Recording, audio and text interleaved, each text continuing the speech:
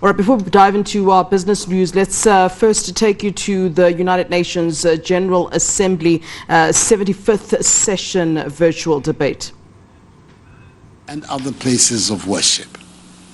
Singing in groups has become a dangerous activity, and a major item which is preoccupying the attention of world leaders is how to send and keep our children in school safely. All the sacred economic rules by which we have been urged to conduct our affairs in the past century have been thrown out, at least for the moment. Indeed, all our best laid plans have turned out to be of no use when faced with the ravages of an unknown virus. We in Ghana have, however, chalked modest successes in trying to defeat the virus through resolute actions by my government, the cooperation of the Ghanaian people, and the grace of the Almighty. Mr. President, the lessons are clear. We all fell together and looked into the abyss together. Even as we closed our borders and shut airports, the reality dawned on all of us that we had to rely on each other to be able to get out of the trouble we were in. We have all gone down together. We should all rise together. If the answer to this pandemic lies in finding a vaccine, that vaccine should be made available to the whole world, rich and poor alike, developed and developing, all races and all beliefs. The virus has taught us that we are all at risk, and there's no special protection for the rich or a particular class. For as long as the virus exists, whatever medical solutions that might be found should be made available for all in aid of our common humanity. We're told by the Organization for Economic Cooperation and Development, OECD, that COVID-19 has brought in its way, quote, a significant reduction in the financing available to developing economies, unquote. Again, with the organization estimating that, quote, external private finance inflows to developing economies could drop by US $700 billion in 2020 compared to 2019 levels, exceeding the immediate impact of the 2008 global financial crisis by 60%, unquote. The restructuring of the global financing architecture to enable access to fresh capital by developing nations, now more than ever, is of immediate necessity if the gains chalked in transforming their economies are not to be eroded and the standards of living of their peoples not to be dangerously lowered. Now is the time for this much discussed and much analyzed institution of ours, the United Nations, to rise to the occasion. One of its agencies, the WHO, has been in the eye of the storm during this crisis, and all of us have to learn the lessons that have emerged. Yes, we should have arguments about the UN and its agencies and their roles, but after 75 years, the arguments should be like the ones we have in our families and not about their very existence. We should correct the long-standing injustice that the current structure and composition of the UN, particularly the Security Council, represents for the nations of Africa. Established in those far-off days of 1945, membership of the Council does not presently reflect the realities of the 21st century. The time has come for the adoption and endorsement of Africa's common position on UN reform, as set out in the El Zuwini Consensus, so we can create a modern United Nations fit for purpose in our time. We should also focus our attention on the 2030 UN Sustainable Development Goals, especially as we mark the beginning of the decade of action to deliver the goals and targets of Agenda 2030. Mr. President, as co-chair of the SDG group of eminent advocates, Ghana believes that the effective implementation of the 17 SDGs remains critical to making the multilateral system relevant in addressing the global challenges we face. Indeed, one such is the threat to the consolidation of democratic governance, especially in Africa, in the face of turbulent conditions prevailing in several parts of Africa.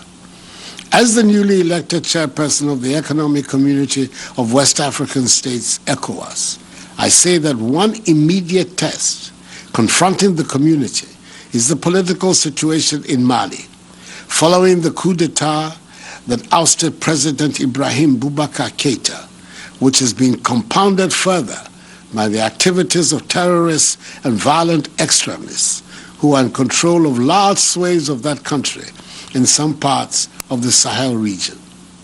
We have learnt, most often through bitter experience, that terrorism and violent extremism are not restricted to particular geographic locations or jurisdictions, as the impact of a single terrorist incident in one part of the world resonates throughout the world. It is incumbent on the UN, and indeed all member states, to lend their support to the efforts being made by ECOWAS to restore normalcy to Mali and help us defeat the scourge of terrorism. Mr. President, the importance of technology has been reinforced in the time of the pandemic. Virtual meetings are now part of our normal lives.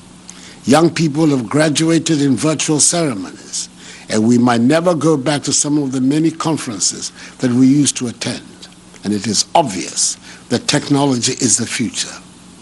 Ghana, therefore, welcomes and endorses the Secretary General's recommendation, as contained in the Roadmap on Digital Cooperation, to ensure that no one is left behind. How else would we all have maintained a semblance of keeping in touch in the past 6 months but for technology? The political season is at its height here in Ghana as we prepare for presidential and parliamentary elections in December.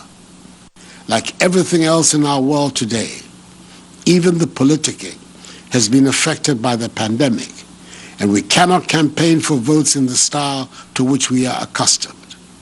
We're having to rely on technology to find ways of popularizing our messages in the time of COVID-19. It is a matter of great pride to me that in spite of the difficulties in conducting an election during a pandemic, I'm able to state that all Ghanaians are agreed that we have to work together to ensure that the elections will be transparent, free, fair, safe, and credible. This will be the 8th elections since we embarked on constitutional rule in our 4th Republic in 1992. Each of the elections has seen an improvement on the previous one, and we're looking forward to this year's passing off peacefully with characteristic Ghanaian dignity. We are keenly aware of the reputation that Ghana has built as a tolerant and working democracy, and we have every intention to nurture and improve upon it. Paramount in everyone's consideration is the Ghana Project, which aims to modernize all aspects of our lives and bring prosperity to our land. I have no doubts whatever that at the end of the elections, we shall be proud of ourselves, Africa will have good cause to be proud of us, and the rest of the world will find lessons to learn from us. Last year, 2019, was an extraordinarily exciting year for us in Ghana. It marked the 400th anniversary of the start of the barbaric transatlantic slave trade and the arrival in America of the first captured slaves from West Africa. To mark this tragic anniversary, we declared 2019 the year of return and extended a welcome back to the African continent of the descendants of the slaves who constitute the bulk of the black population in the Americas and the Caribbean. The invitation was enthusiastically taken up, and a great time was had by all. We have every intention to keep a welcome mat laid out in Ghana for members of the African diaspora. We in Ghana live with the grim reality that the majority of the abducted slaves from the continent were transported to the Americas and Caribbean through the forts dotted along our coastline. We owe it to their descendants to find a safe haven in Ghana if they should need it. This responsibility means that we have to make Ghana secure and desirable, both for her present-day citizens and for those in the diaspora that might want to come back either for a visit or stay. I extend the best of luck to all of you from Ghana and look forward to a healthy and happy world. I thank you for your attention.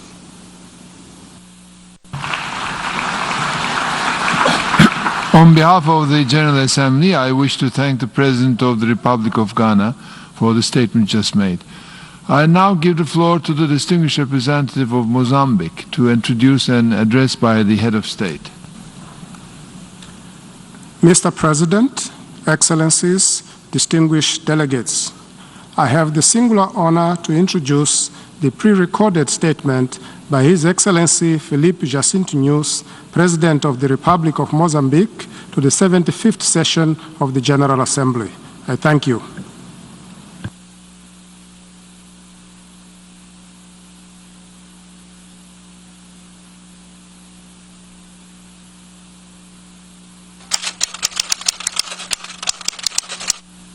Senhor Presidente da 75ª Sessão da Assembleia Geral das Nações Unidas, Senhor Secretário-Geral das Nações Unidas, Suas Excelências Chefes de Estado e de Governo, Excelências Chefes de Delegações, minhas senhoras e meus senhores, é com elevado regozijo que, em nome do povo moçambicano e meu próprio, dirijo-me à comunidade internacional neste debate geral que ocorre num momento tão histórico quanto simbólico da celebração do 75º aniversário da Organização das Nações Unidas.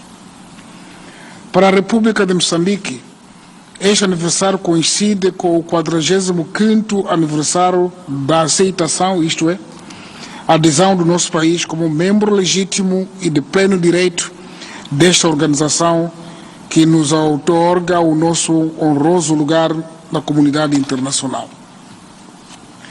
Gostaria de reconhecer Sua Excelência Embaixador Tijani Mohamed Bande, Presidente da 74ª Sessão da Assembleia Geral, pelo seu desempenho e felicito a Vossa Excelência Volkan Bozkir, Presidente da presente sessão.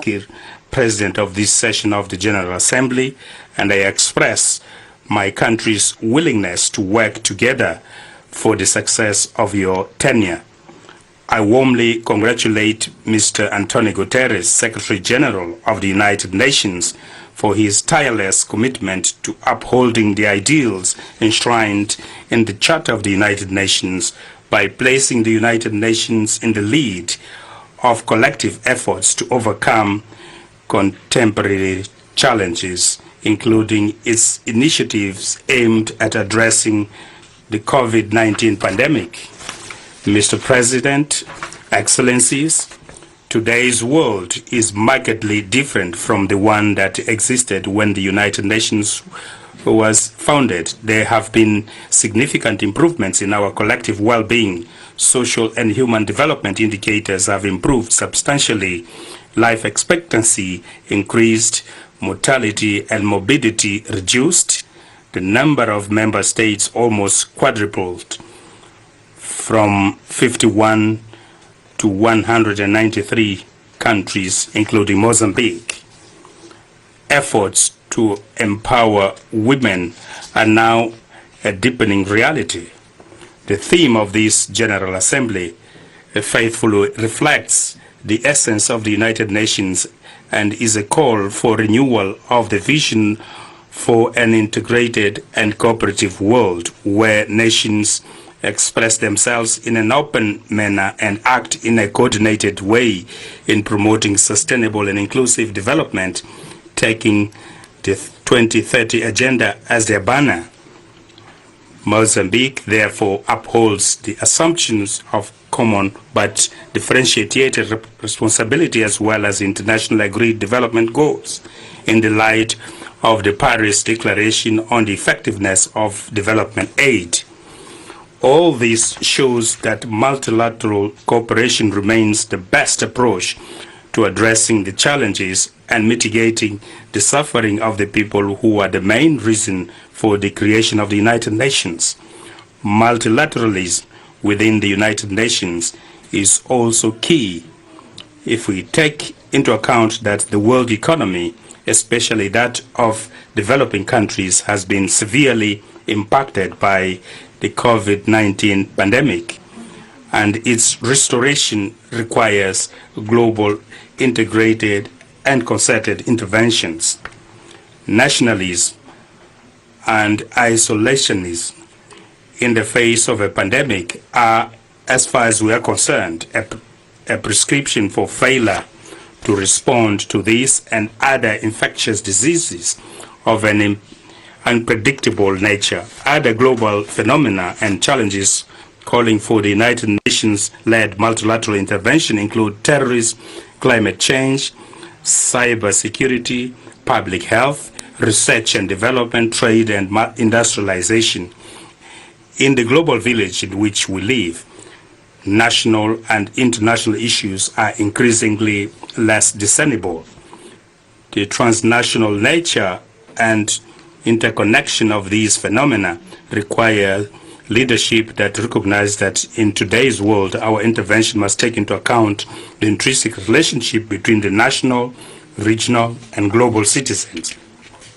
Mr. President, Excellencies, Mozambique welcomes and reiterates its support for the actions of the Secretary General aimed at reforming the United Nations in the areas of peace and security, peace operations, development, and management of the organization. Nevertheless, we are concerned about a lack of progress in the intergovernmental negotiations so that the reform of the Security Council will yield results in line with the 21st century. The reform has the merit of placing international peace, security, and stability as catalysts for the global development agenda, as well as making the UN more representative, efficient, and transparent based on the contemporary geopolitical situation, which will render the decisions of this body more effective and legitimate. So once again, we call on the international community to take advantage of this historic moment of our Universal Organization's 25th anniversary to combine efforts to a sustainable solution to outstanding security issues. Mr. President, Excellencies, the Agenda 2030 and the Sustainable Development Goals are instruments that fuel the hope of billions of people around the world in achieving the long-awaited progress and well-being of all peoples. In this context, Mozambique submitted in July 2020 its first voluntary national report on the Sustainable Development Goals, which shares achievements based on the aspirations of the Mozambican people in compliance with this international instrument reflected in our 5-year government program 2020-2024. The future we want lies in the actions of the present. The United Nations we need depend on our posture and responsible action today and tomorrow. Only with a collective approach and humanism we will successfully implement the agenda of inclusiveness that we have chosen to leaving no one behind. It is in this context that the government of Mozambique promotes peace building, the preservation of human rights, social justice, gender equality and equity, the inclusion of young people and people with disabilities in development programs, cementing unity and sharing of benefits, which is a salient feature of our governance. With regard to climate change, due to its geographical location, Mozambique has been cyclically affected by extreme events. Every year, the country has suffered cyclones, floods, and droughts, and memories of cyclones Idai and Kenneth are still fresh. More than 1 year later, we continue efforts to rebuild and recover socioeconomic damage combined with adaptation and resilience measures in the light of internationally accepted practices under the Paris Agreement on Climate Change, to which we have been a party since June 2018. We take this opportunity to reiterate our gratitude to the international community for the support provided during and after the cyclones. Mozambique continues to promote sustainable management of biodiversity and ecosystems and natural resources with the purpose of adding value to the integrated local development of communities. In this regard, the promotion of conservation areas in international territory continues to deserve our special attention. On the other hand, we have sought to expand access to electricity for domestic and industrial consumption through clean and renewable sources, whether it is in thermoelectric power, natural gas, powered plants, wind and solar power, in addition to hydropower, in order to ensure the achievement of the universal access target by 2030. At present, all 154 district headquarters are connected to the national power grid, and the electrification program for administrative posts is underway. Recognizing the role of agriculture to this end, the government decided to allocate 10% of its annual budget to this sector for the first time, in line with the Maputo Declaration on Agriculture and Food Security adopted by the African Union in 2003. It is in this regard that we launched the Integrated Management Program for Agriculture and Natural Resources, SUSTENTA, which promotes the socio-economic integration of the Mozambican population. Mr. President, the outbreak of the COVID-19 pandemic, officially announced by the World Health Organization in December 2019, took the world by surprise. It is a health scourge with a high degree of spread and lethality, with greater severity in developing countries, particularly in Africa. COVID-19 has transformed the dynamics of trade, professional and social relations among human beings in all spheres of life, both in urban and rural environments. This scenario requires the mobilization of additional financial resources to compensate for the economic slowdown, given that the scourge of the pandemic still prevails around the world and in our country in particular. All right, that is the UN General Assembly debate. And of course, we earlier heard from the President of Ghana, Nana Akufo-Addo, who is also speaking as the newly elected chair of ECOWAS, talking about the global challenges that we're facing, and that obviously technology is the future, and that without technology, we'd not have been able to cope very much with the challenges that we faced this particularly year. And also adding that nobody should be left behind, as of course, we really do sort of rely on technology going forward. So that is that debate currently taking place, the UN General Assembly debate.